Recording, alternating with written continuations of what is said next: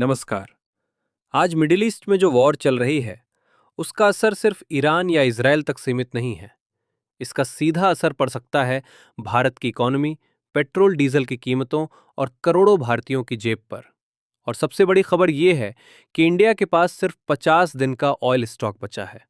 लेकिन इसी बीच एक ऐसा देश सामने आया है जिसने कहा, इंडिया को जितना क्रूड ऑयल चाहिए, हम देने के लिए तैयार हैं। और वो देश है रशिया। लेकिन असली सवाल यह है, क्या ये सिर्फ मदद है या इसके पीछे भी कोई ग्लोबल जियोपॉलिटिकल गेम चल रहा है? मिडिल ईस्ट वॉर सिचुएशन इस समय मिडिल ईस्ट में सिचुएशन बेहद टेंस है।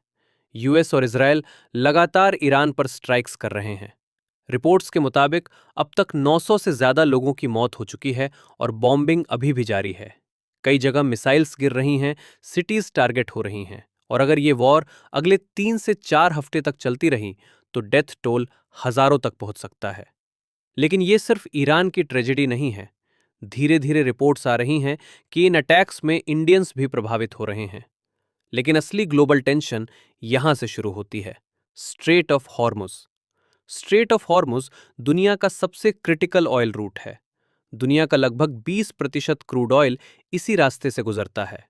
और अभी रिपोर्ट्स आ रही हैं कि यहां ऑयल टैंकर्स टारगेट हो रहे हैं।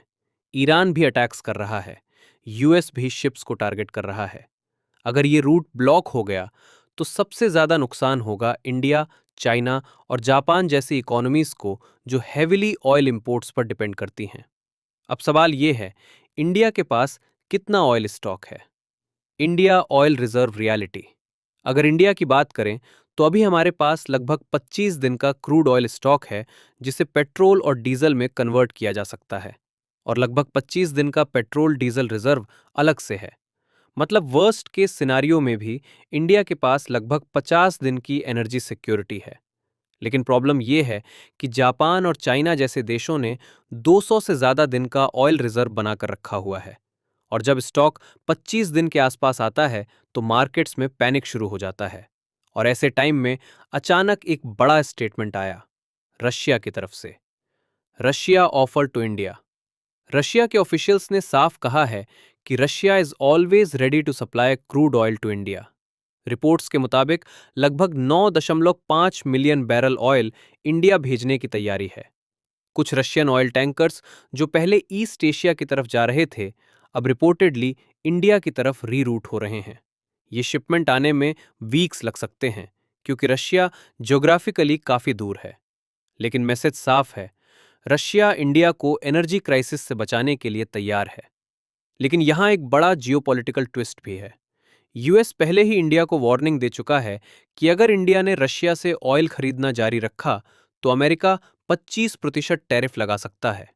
यूएस का कहना है, अगर ऑयल खरीदना है तो यूएसए से खरीदो।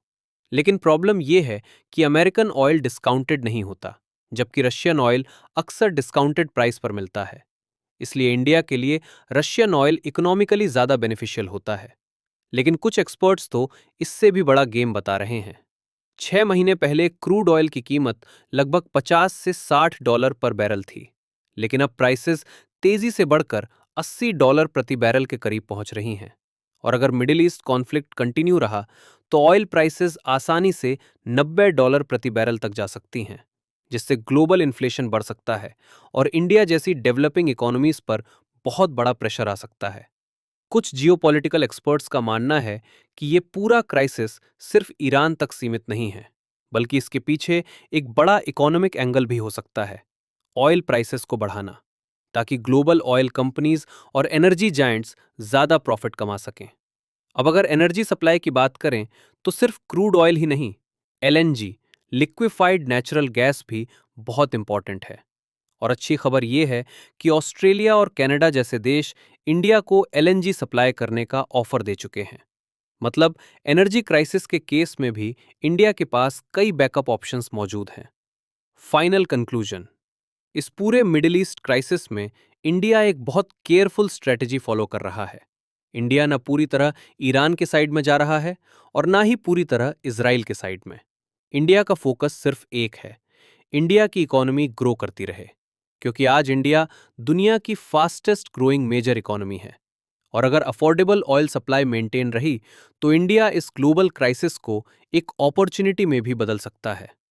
लेकिन आने वाले हफ्तों में मिडिल ईस्ट सिचुएशन और भी डेंजरस हो सकती है। ऑयल प्राइसेस, ग्लोबल पॉलिटिक्स और इंडिया रशिया यूएस रिलेशंस, इन सब में बड़े डेवलपमेंट्स देखने को मिल सकते हैं। और अगर कोई बड़ा अपडेट आता है तो हम आपको सबसे पहले बताएंगे।